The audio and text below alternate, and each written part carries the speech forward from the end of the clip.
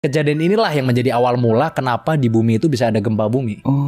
Awal mulanya gara-gara si Loki ini. Nah, puncaknya di sini nih. Setelah sekian lama tersiksa dalam kegelapan, ikatan Loki akhirnya putus, Son. Kok bisa lepas? Nah, kalau ini ceritanya agak panjang nih. Oh, bukan karatan doang gitu. Bukan. Dan bukan karena dia nemu alasan yang tepat akhirnya bisa lepas.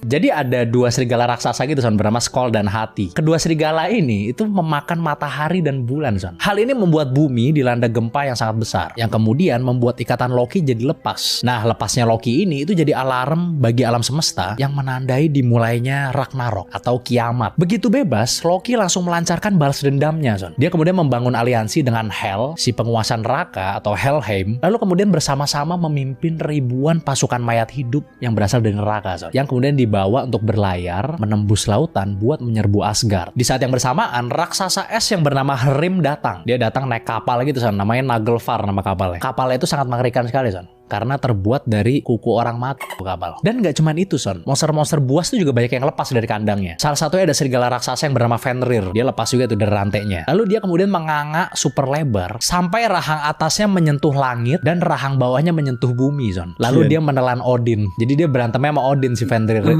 ini. Dan Odin kalah, Son. Terus ada juga yang namanya Jormungandr, Son. Si ular raksasa yang bangkit dari dasar samudra yang kemudian bikin mega tsunami yang menenggelamkan seluruh daratan. Dan juga dia menyemburkan racun ke seluruh langit. Tapi Thor akhirnya berhasil membunuh Jormungandr, Son. Tentunya pakai palu Mjolnirnya itu ya. Walau akhirnya dia harus mati karena keracunan, Son. Jadi dua-duanya mati.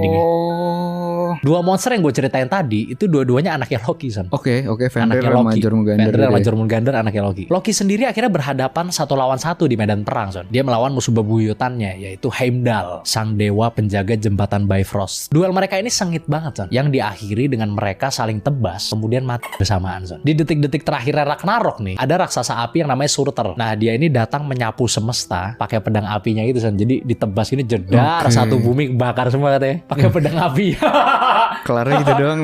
Kelarnya begitu. Jadi semuanya terbakar yang ada di bumi, ya kan. Lalu akhirnya bumi tenggelam kembali ke dalam lautan ketiadaan. Kan balik lagi kan